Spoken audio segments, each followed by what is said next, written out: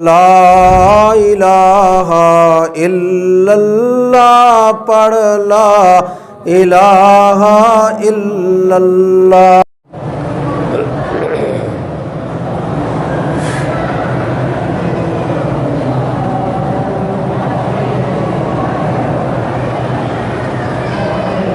کہتے ہیں جی کہ ایک دوست کے چھوٹے بچے،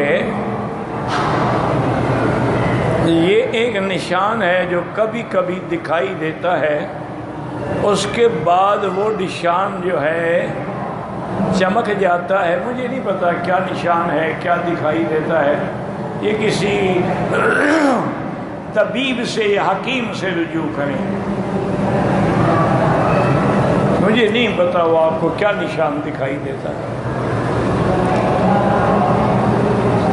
فرض تو وہی ہے جن کو اللہ نے قرآن میں فرض کیا، واجب یہ ہے کہ جس کے وجوب کا حضور نے امر فرمایا۔ سنت مؤکدہ کا معنی ہے جو حضور پاک نے پابندی سے ادا کی ہیں، کبھی نہیں چھوڑی۔ غیر مؤکدہ کا معنی ہے کبھی پڑھی ہے کبھی نہیں پڑھی، اور نفل کا تو معنی ویسے ظاہر نماز ہے۔ وَمِنَ اللَّيْلِ فَتَهَجَّدْ بِهِ نَافِلَةً لَكَ۔